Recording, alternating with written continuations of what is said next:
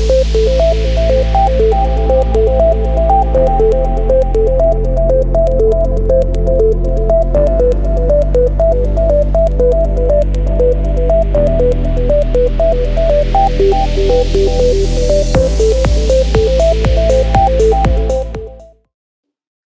everyone. This is Beth Schultz, VP of Research and Principal Analyst at Metrigy. And with me are my colleagues, Robin Gareiss, who is CEO and Principal Analyst, and Irwin Lazar, who is President and Principal Analyst.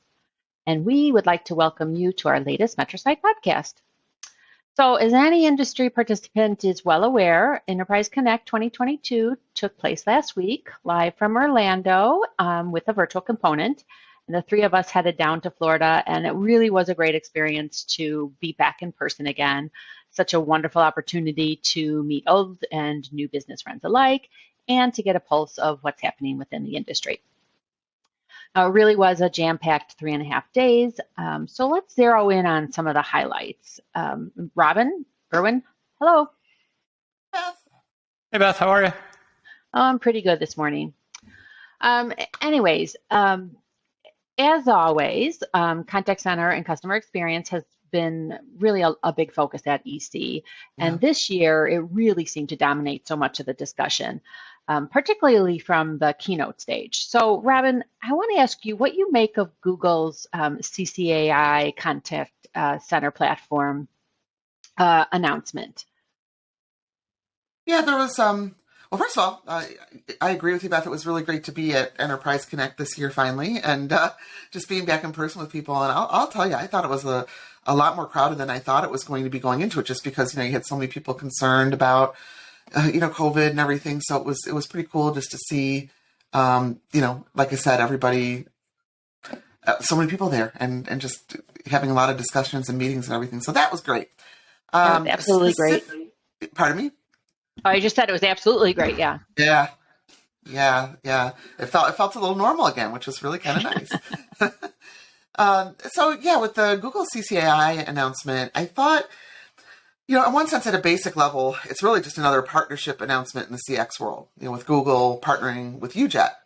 But of course, because it's Google, you really can't ignore this. You can't, for a few reasons, really. Google entering the contact center space to sell directly to customers versus using the technology for other providers to innovate using Google's AI platform is definitely big news in and of itself. Just because it's Google, now you can buy directly from Google, or you will be able to buy directly from Google in the contact center CCaaS space.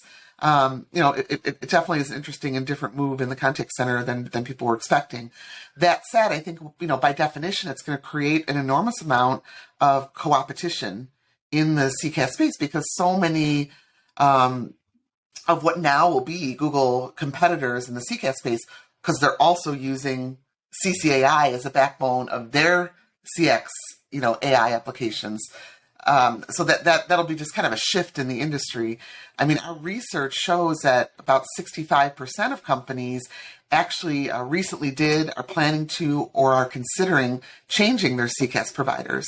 So it's not unlikely at all that, that companies are just locked into whoever they're using today. They're very open and very willing to change. So you certainly could have companies thinking, well, Google provides the platform, the AI platform for all this innovation in the CX space.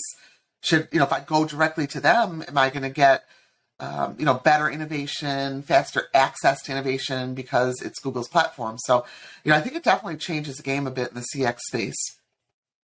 Yeah, that research of yours definitely came to mind as soon as I heard that announcement. And like the openness, the willingness of folks to think about changing. Exactly. Google's one household name, Amazon is another. So what about the Amazon Connect announcement around workforce optimization? What does that say, not just about what Amazon is doing in the contact center, but, trends in general?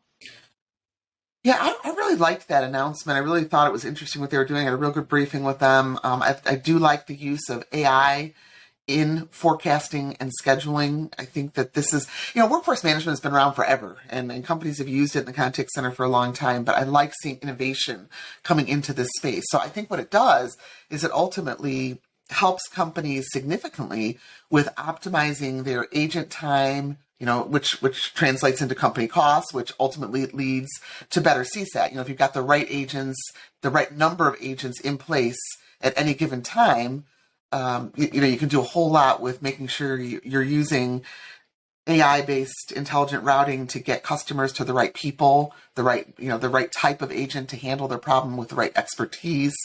But, you can't do that if you don't have them properly scheduled, right? So I think I like the idea that companies you can kind of you can classify employees by a variety of metrics. So one of them might be their skill set, their education, their ability to use channels, their customer ratings, all those areas, I should say. And it really just gives you another way to pinpoint scheduling accuracy, right? So you can have the right not only just the right number of people, which I think is really what workforce management has been all along. Is okay, let's get the right number of people staffed at the right days of the week, the right times of the day, so that we have very low hold times and we can really get our customers' issues addressed quickly. Well, now you can do that same thing, but you can do it by also adding skill sets. And I really like that. And just when you look at workforce management overall, our research shows that it was really a key app in particular during the pandemic. 79% of companies said they were using workforce management to deal with their agent scheduling, shift trading, those types of things. So adding AI into that, I think, is really going to be significant. Great. Now, before I switch over to Irwin, Robin, why don't you give us just a few more examples of what you heard at EC around CX that really kind of struck you? Yeah, it's a loaded question because honestly, there was a lot. There was a lot going on in the CX world at Enterprise Connect. I think some of the things that I will just say come to top of mind to me, visual engagement is becoming very, very vital to CX. So visual engagement is basically video, co-browsing, screen sharing in the CX world. We've been talking about this for a while. I've been kind of bullish about this because our research metrics basically indicated this was coming. There's a lot of planned growth in using visual engagement in the CX world. You think about, we use visual engagement, we use video, we use screen sharing in all walks of life in our business world and our personal life. So why don't we use it when we're about ready to spend money on a company, right? Why not have those same values of seeing facial expressions or being able to show somebody something? So I think that was really cool to see some announcements there. I thought it was interesting looking at Glia. They became a unicorn company during Enterprise Connect. Their valuation hit $1 billion for their offerings, and they're basically video, screen sharing, and co-browsing. They're very focused in that area. So they got an infusion, they got some funding, and that's what it put their valuation at. So that was really interesting, just that in this space that we have that. And there's many others focusing on the space, announcing the space. You've got Glance, you've got Surefly, you've got Recursive Labs. You've got a lot of explicit, companies who are explicitly focused. But then there's also others like RingCentral, Vonage, Revation that had video-related announcements for improving CX. So it's not just the specialist in this space. It's a lot of different providers. So I think that was a big one. I would say other areas I just certainly heard a lot of discussion about and certainly talked to vendors and enterprise organizations about is just a continued integration of UC and CX. So there's plenty of discussion around that, around CPaaS. So just, kind of looking at all these platforms. I would also put workforce optimization in general in there. Just kind of looking at these platforms and how companies will see value by integrating them. And I think the leading platform integration will be UC and CX and contact center, basically. Yeah, for sure. It's such a dynamic area, so much to think about it. Now, I'm sorry, not Robin, Irwin. No surprise, we heard a lot about the hybrid work challenge down in Orlando at Enterprise Connect, and lots of exhibitors talking about their solutions on the show floor. A lot of presenters showcasing their latest products, during their sessions. So, any in particular that stand out to you? Yeah, I think there are kind of three areas where we see a lot of interest or a lot of announcements that came out of EC, a lot of focus by vendors, as well as what we're seeing in our research from end users as well, which is how do you achieve meeting equity? So we saw announcements from Microsoft, Cisco, Zoom, as well as focus by some of the hardware vendors to improve the ability for people who are attending meetings remotely to see what's going on within the conference room. So multi-camera type approaches, framing people better, bringing them to the surface.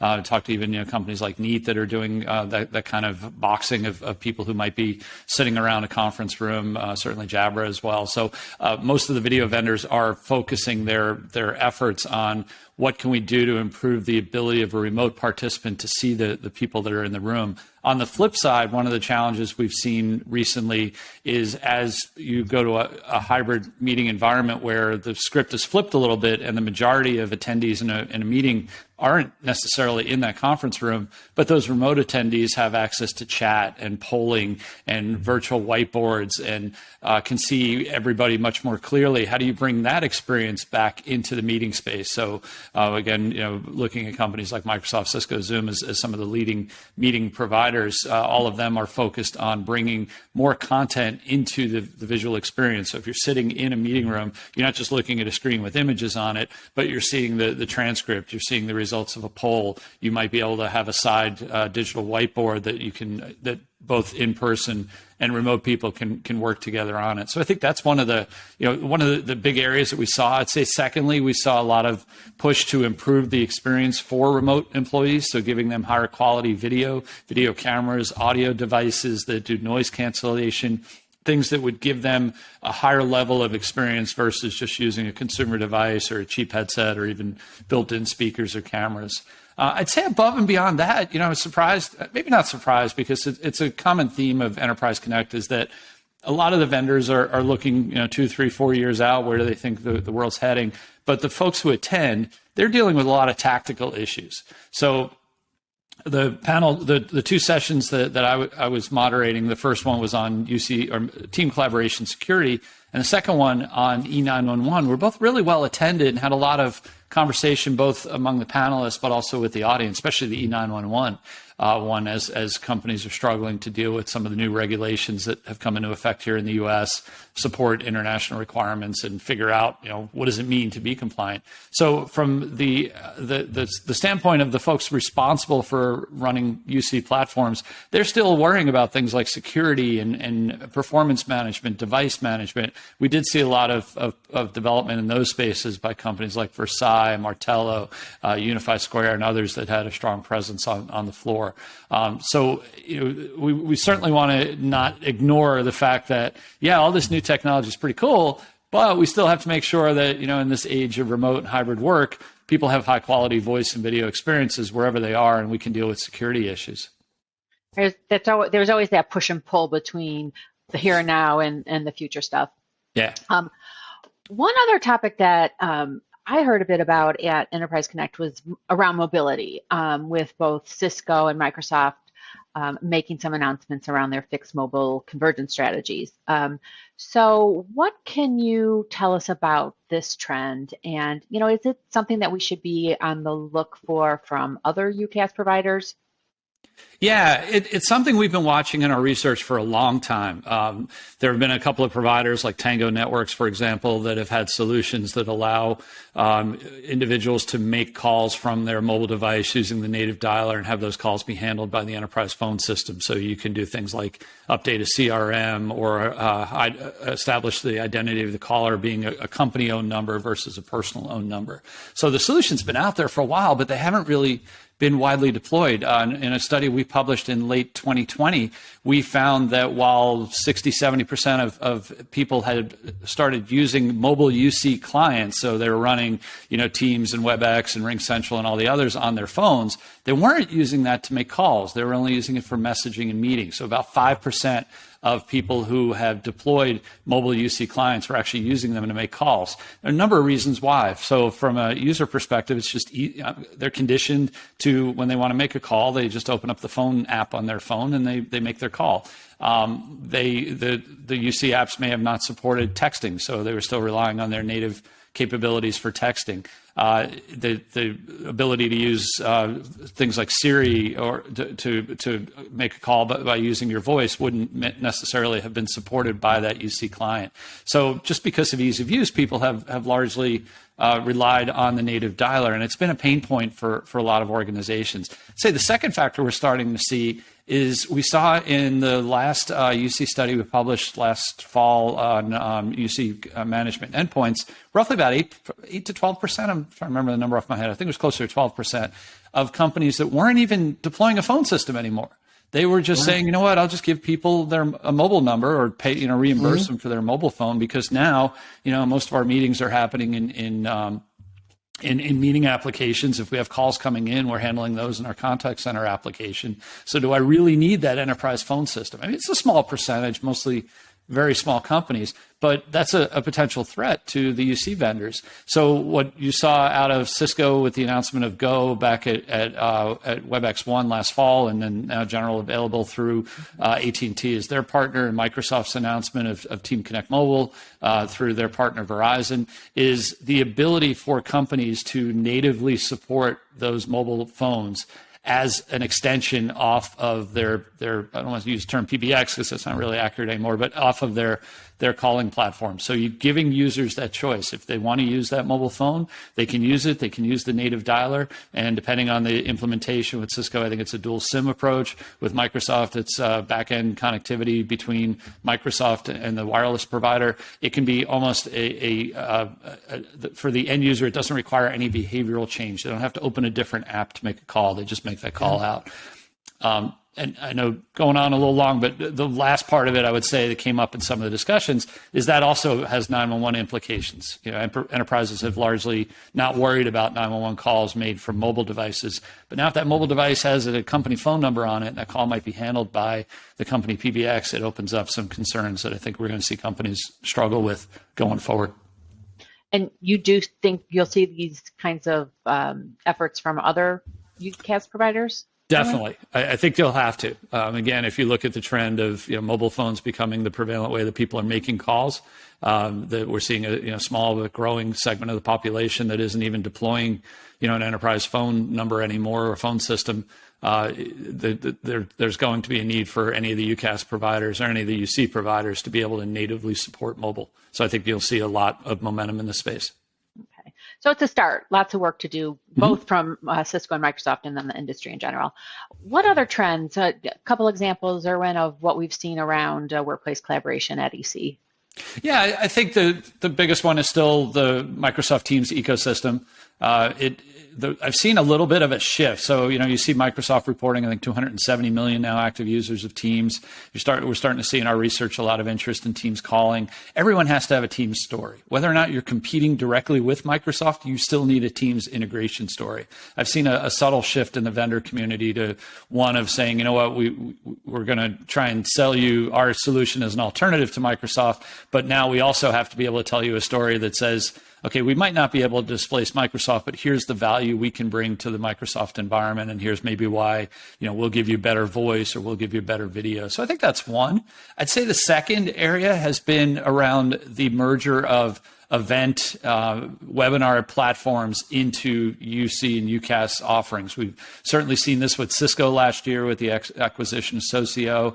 We're seeing RingCentral, who launched their event platform and webinar platform last week. Zoom has continued to build out features within there, as Microsoft as well. GoTo, which has webinar capabilities as part of their offering. I think that's going to become table stakes as you go forward. And it certainly is a challenge for the standalone webinar and virtual event organizations to figure out how do they continue to sell a standalone product when a lot of those features are now part of a UCaaS license or available as a fairly easy upgrade.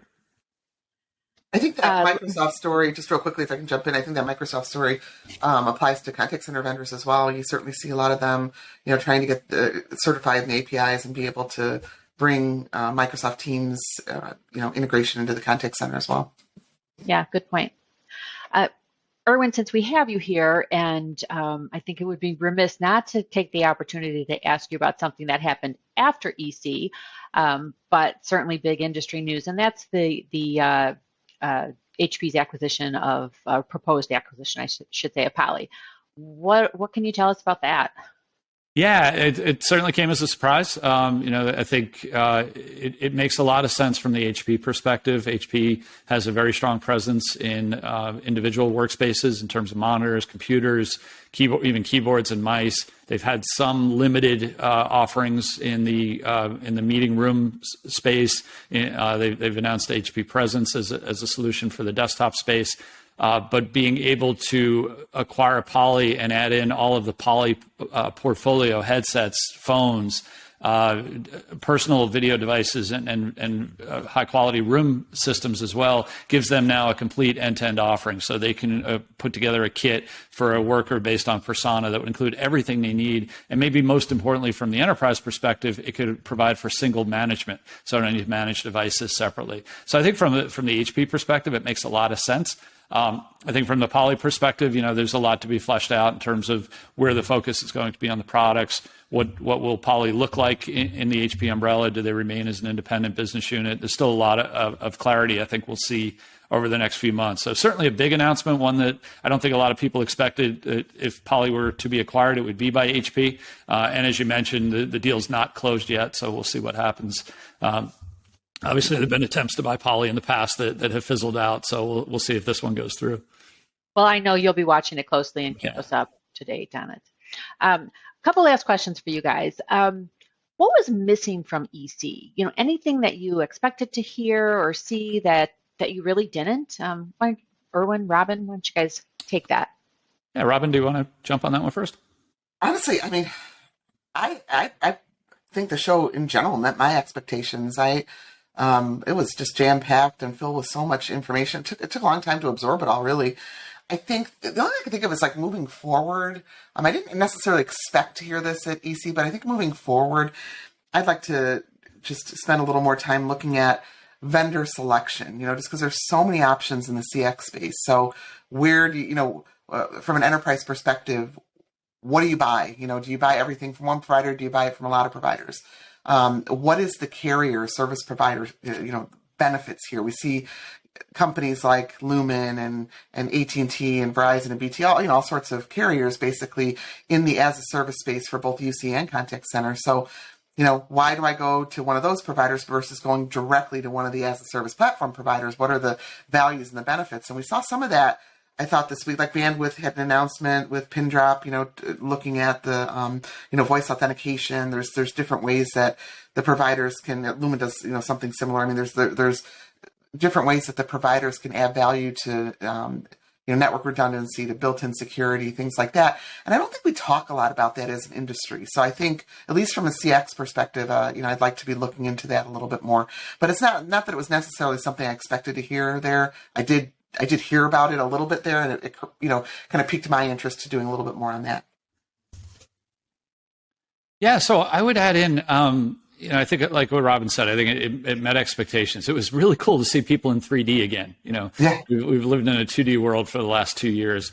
I would say, there were certainly some notable vendors that weren't there. I'm not going to, pick on them, but obviously I think as we saw the ramp up of Omicron as that became pervasive in the late fall or early part of the year, that companies were a little nervous about participating. We saw a number of companies that came in late, like Logitech as an example. So I expect, if it wasn't for the Omicron wave, we probably would have seen a lot more folks, but it was just great to be back in person. It felt like, it didn't feel any different from past DCs. We had lots of meetings, lots of excitement. I love, I heard a number of times that people were really tentative when they first got there, fist bumping. And then by day 2, everybody was giving each other hugs because they just got a lot more comfortable with the environment. Well, I know I saw Eric Kraft, the general manager, just moments after I arrived, and he gave me a big hug. So that set the tone, I thought. So. Okay, one last question for both of you. What's your favorite memory from the week? Wow. Irwin? Yeah, again, I think it was just meeting people in 3D and just getting the opportunity to catch up with a lot of people that I haven't seen in a couple of years. Being able to get in-person demos and see products firsthand.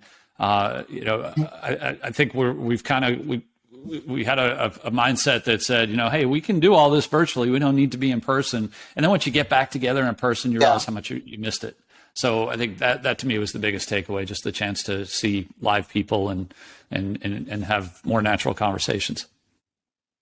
Anything to add to that, Robin? Yeah, I totally agree with everything Irwin just said. I personally had some really good sessions that I ran at Enterprise Connect, one on self-service, one on CPaaS, and good panels with some good executives who were just who really gave some good insights. A lot of times those can, you might not get as much out of them as you think you're going to, but I thought these sessions were really valuable. I got a lot of good feedback after the session, talked to some enterprise organizations who discussed some of their challenges and some of the benefits they were seeing as they were starting to add some of these technologies. So, I mean, even when we talked about self-service, think about something like that being such a big deal in the CX world. There were only a handful of people in the audience who are actually doing this today. But then when we asked how many are looking at doing it, a lot of people raised their hands. So I thought that was great just to see, okay, good. They're getting value out of the session because they're thinking about doing this. And again, just the judging by the people who talked to us afterwards, there was a lot of interest there. So I just, that was all great. Just obviously seeing people in person. I'm a real people person. I like getting involved with just sitting down with somebody across the table, across a lunch or dinner table, and just seeing people in person. We had a lot of really fantastic food, a lot of good lively meals. Lumen had a great steak dinner, and we had a great meal with Zoom. Avaya, Five9 talked to us. Cisco, I mean, there's all kinds of receptions. I personally really like the social side of things. I know this is work, and I know we're all there to learn, and we certainly did that. But boy, the social side of things was really a lot of fun. It was just really refreshing. Yeah. Well, that is very much a part of the event. So yeah. Love it too. Listen, thank you guys for joining me today. And listeners, thanks again for joining us for this MetriSight episode. If you'd like more insight on EC announcements, visit Metrigy.com for detailed Metro notes on workplace collaboration, customer experience, as well as on employee engagement related announcements from the show. And as always, if you're interested in our research services, email at research@metrigy.com. Till next time, take care. Thank you.